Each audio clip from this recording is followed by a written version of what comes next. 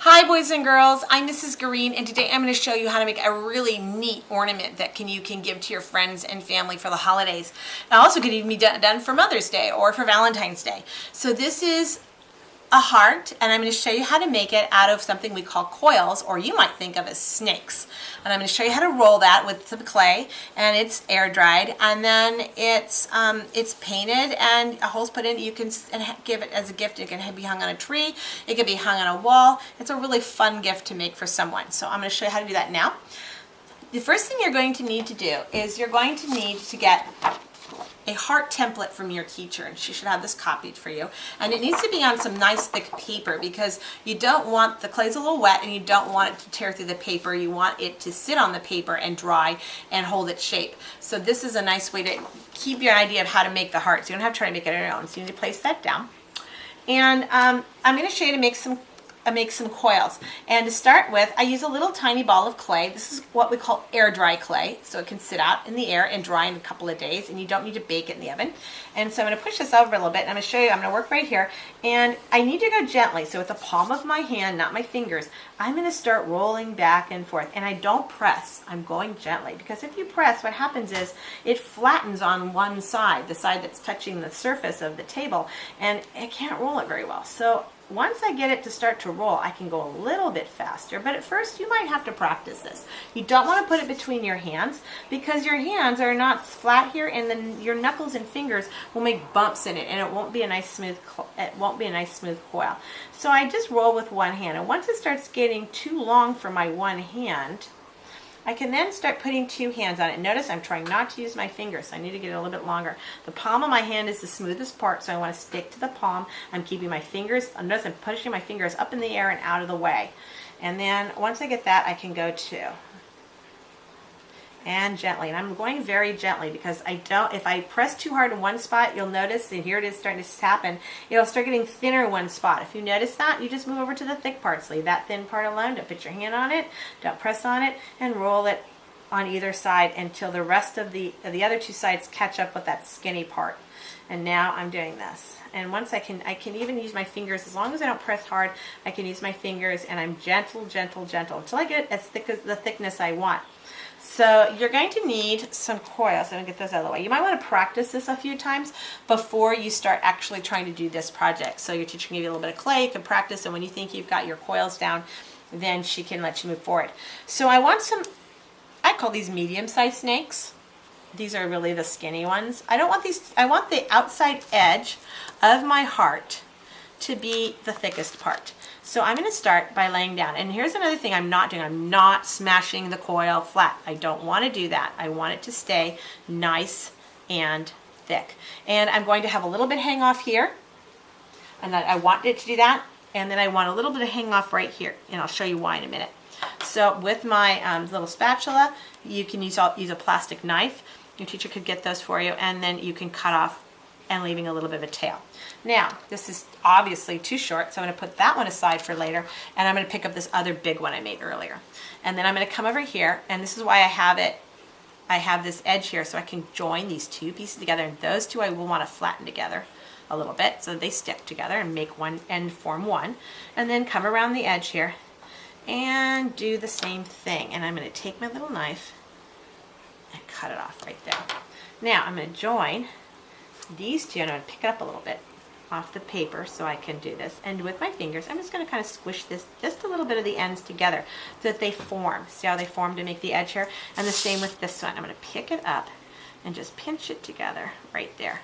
But I'm not flattening it. And as you can see, I left it nice and full. Okay, now once I have the outside edge done, my next part of the project is to do the inside, which you see here are just coils and circles. And I'm going to show you how to do those. The coils are fun.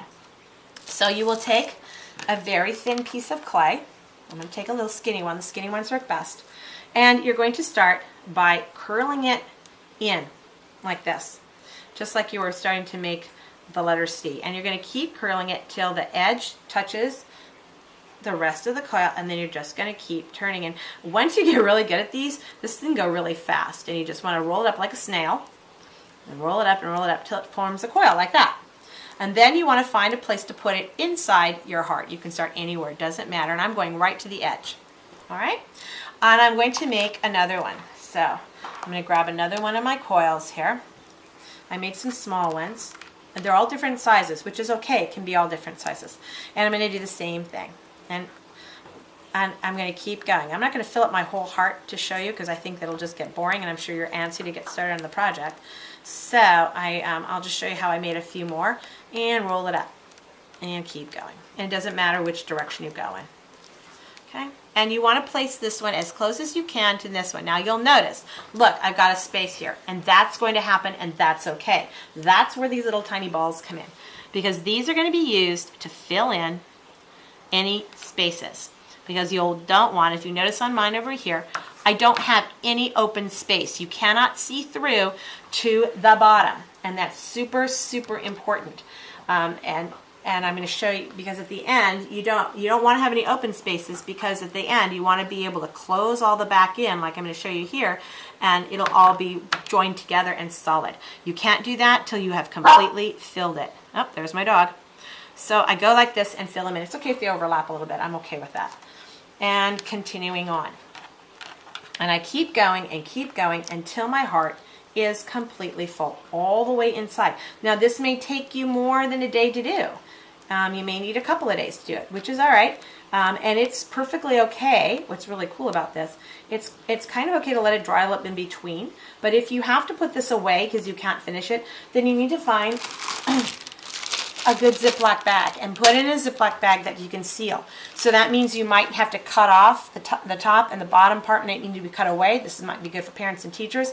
Slip it inside a gallon-sized Ziploc bag. Make sure you don't have any air in there with it, and seal it up. And it'll stay nice and soft until the next time you're ready to work with it. So that's a good thing for teachers that teachers can do, and parents if you're doing this at home with kids, to tell you that you can store it and come back to it at a later time. So you don't have to finish it all at once. And you don't have to let it dry in between. So there's how to do it. Now one thing I want to show you is how do you make these little circles. So I can use any kind of clay, and I've got one here. I have some extra clay. It's a circle here. I just pinch off a little bit. I don't need a whole lot. You'll be amazed at how little you need. And then I just start like this. You can even put it between your palms and roll and roll and roll. You can even roll it on the table like this. And what happens is it starts to look like an oval because I have pointy ends. And then I just take my fingers and keep working it until I get it into a nice circle. It doesn't have to be a perfect circle, but it just needs to be round. And there you go. That's a ball. So that's how that works. All right. And I'm going to do one more, and then I'm going to actually flip it over, and I'm going to talk about how you do the back. And this is something that parents have to do. So boys and girls, if you're you'll have to let a teacher, an adult, help you with the part, because that next part can be slightly tricky, and depending on your skill. Okay, so I'm going to pretend that we're done now. I'm not going to finish doing the whole thing. I'm going to try to fill in a few more spots so that when I flip this over, this little coil doesn't fall out. So I'm going to roll it quick and stick it in here. And I actually like this one better than I did the first one. So when you do it more than once, you actually become quite skilled at it. Okay, so I've got this much, and I'm going to carefully turn it over. You wouldn't want to do this until it's all finished. So don't try to do this before you finish.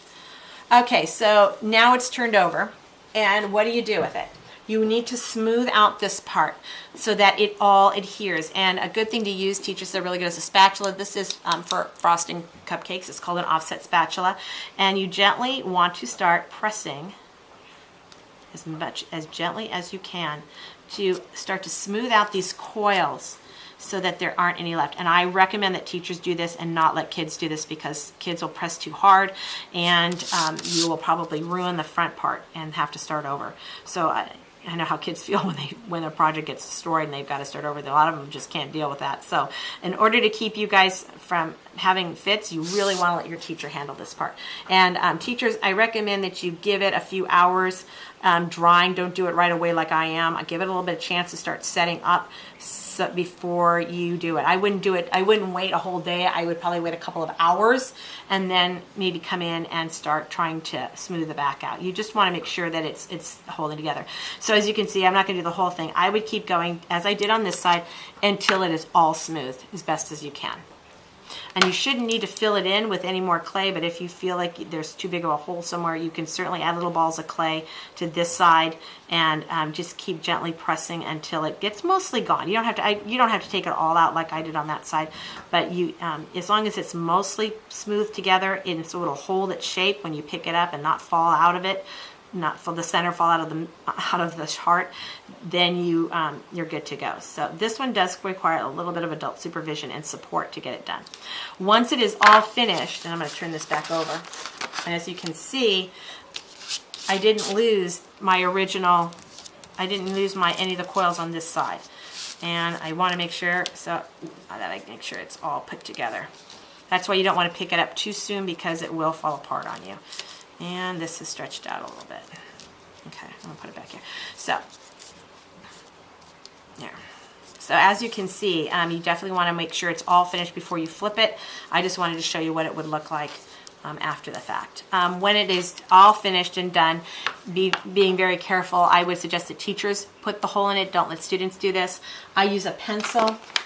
Find my pencil, but I used a pencil and used a sharpened pencil to get the hole made, and it makes a really nice little hole. And I made over, when I flipped it over, I smoothed it. As you can see, it had a crack here, so I had to work carefully. So try not to put the hole too close to the supporting edges. I would put it down in here somewhere. Okay, and that's it. When it's done, it's all dry. You can paint it. Please make sure you use acrylic paints. Do not use tempera. That will not work for this. You want to use something nice and thick like acrylics, and the kids can just paint it all one color if you like. I put little stamps in some of the circles before they dried to make little snowflakes for this one. You don't have to do that. You can paint it all red and green, whatever works, whatever holiday you're working for, and add a little decorative ribbon at the top, and it can go on a tree. So I hope you enjoy the project, and I can't wait to see what some of them look like. Till next time, bye-bye.